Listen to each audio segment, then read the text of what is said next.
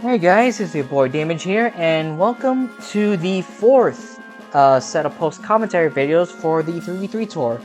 So, recap, won against a Japanese player, and after I lost to another Japanese player prior, I felt pretty good about myself going into this match.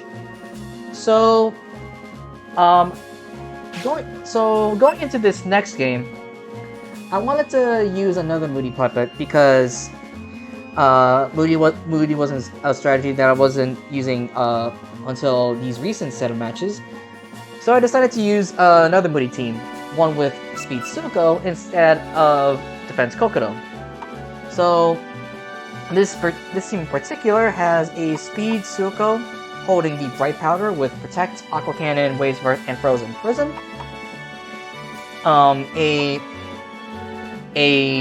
A Toxic Spikes Extra Hina, rocking Poison Stream, Exploding Blaze, Poison Trap, and Changeling.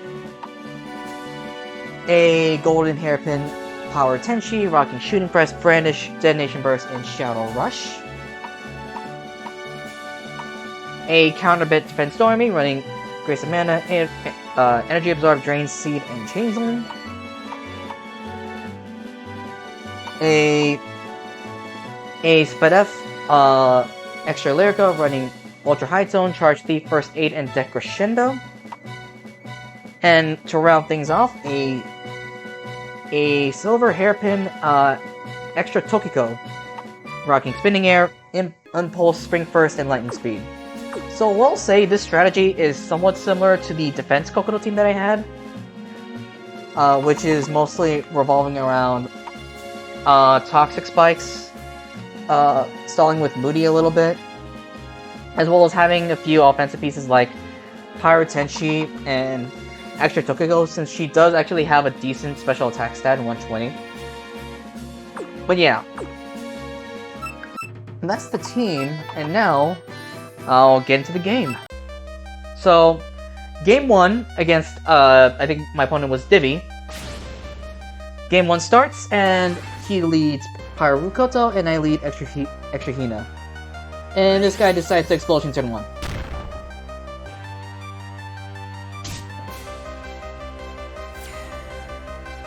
Definitely unexpected,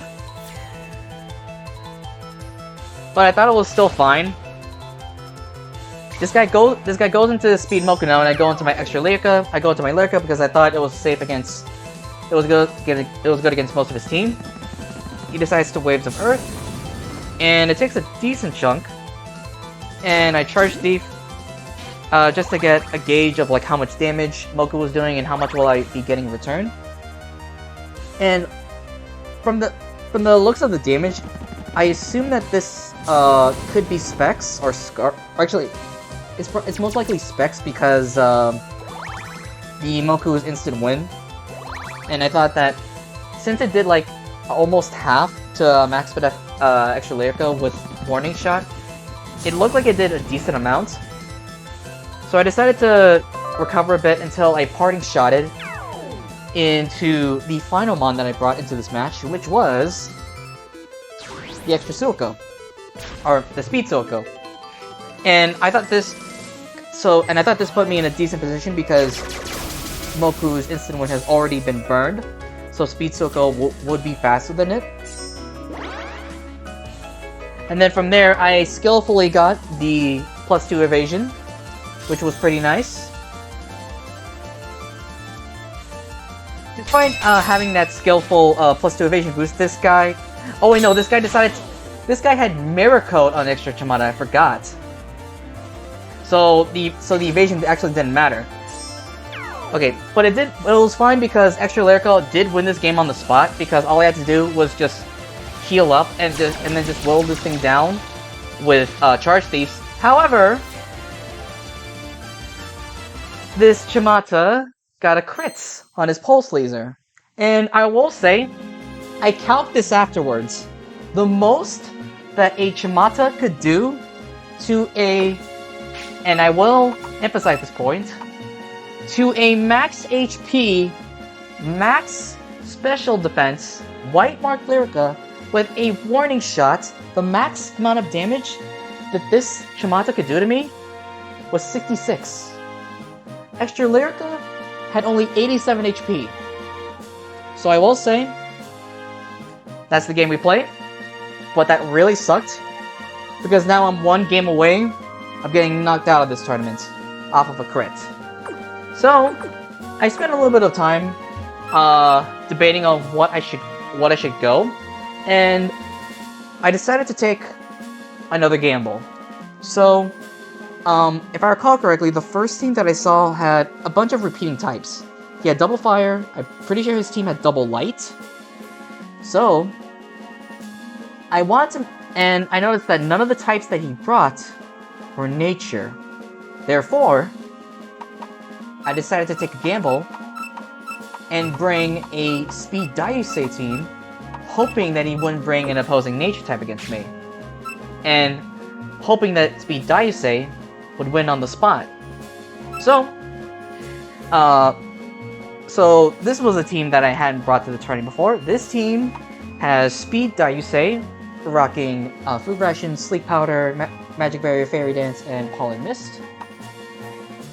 It had a Golden Hairpin, bulky attacking PKonngara, running Samurai Edge, Heavenly Ascent, Waterfall Drop, and Changeling to get any opposing steel types that may wall defense Daiyousei. It had Extra Yumiko, running Life Orb, Macro Burst, Gigantic, Chrome Ray, and Spring First to basically get rid of any extra Hinas that might be an annoyance to Daiyousei. This team is also rocking a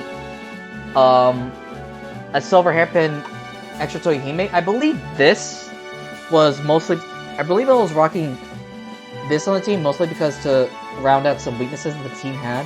I can't remember off the top of my head though. I believe this thing had I think this thing offered a sound resistance. I do remember that much. Then I had a Yorigami, a special defense Yorigami rocking the Absorber, the Firewall, Takeover, Grace of Mana, and Changeling, to round out Extra Toyohime's weaknesses. And then lastly, I had a Sash defense Sukuna to revenge kill stuff. So, with that in mind, we will now get over to Game 2. So here we go, Game 2 starts, and he leads with Power Alice, and I lead with SDaiyousei. Probably thinking that this guy is not Scarf, I decided to immediately Sleep Powder. And then basically just do my bullshit. So I will say, this SDaiyousei plays out almost exactly like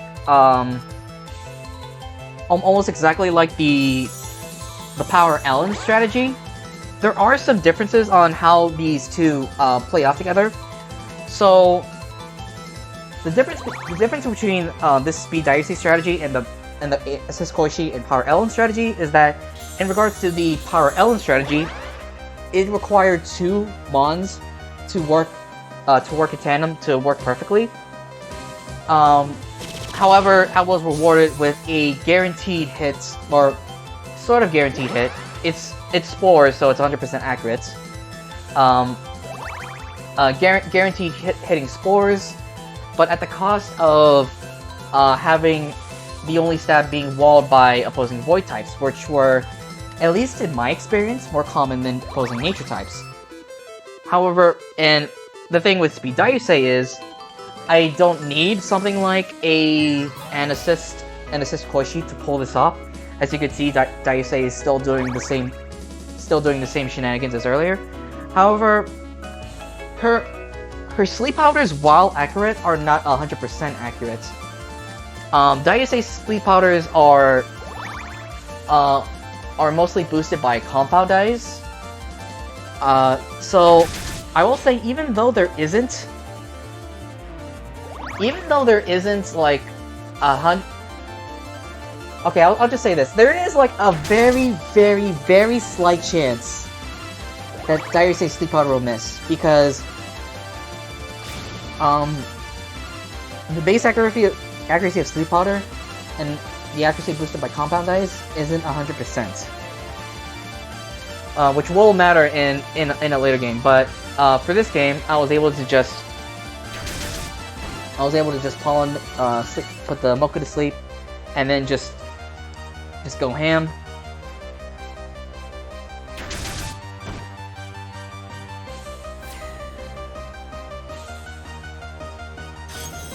This guy go into Toyohime, which won't matter because SDaiyousei is +2 and everything.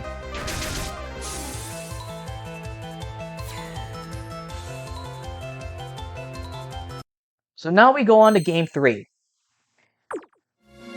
Now, going into this last game, now that I decided to keep most of the team that he's had, again taking another risk that he won't bring an opposing nature type to wall me out.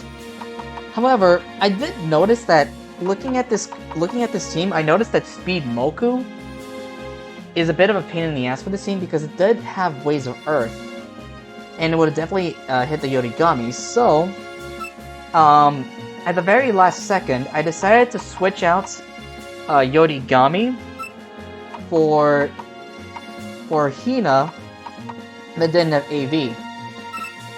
And I will say this might go into play earlier because at the time I forgot that the Hina wasn't carrying Assault Vest. It was the Toyohime. But I will preface with this in mind. At the very last game, I decided to switch out Yorigami for Hina because she had a better matchup into Moku. So now we have game 3. The game starts and my opponent leads out with extra Toyohime, while I lead with PKonngara. The reason why I led with PKonngara is because in the final game I saw that he had Speed Rin, which was pretty concerning to my lineup, so I decided to lead my Golden Hairpin Konngara to combat that. He led with his extra Toyohime instead, and I was able to beat that. This guy goes into his Speed Rikako, and I sack my Konngara. Now I will say, this next play was a misplay. So, spoiler alert, the other 2 puppets that I brought to this game were Hina and SDaiyousei. The reason why I brought Hina out is because I thought that she was Assault Vest, and I thought that she would take the Aqua Cannon, but she wasn't. So I just sacked off this Hina essentially for free. And I thought at this point I'd lost, but then I soon noticed that this Rikako was actually choiced, which actually got me back into this game. This guy switches on to Alice, and then at this point, I thought my win was secured. All I had to do was the same as last time. Set up fairy dances, or actually put this Alice to sleep first to preserve my sub. Set up fairy dances, rinse and repeat. This game was won. And it definitely looked like that for a good bit. Because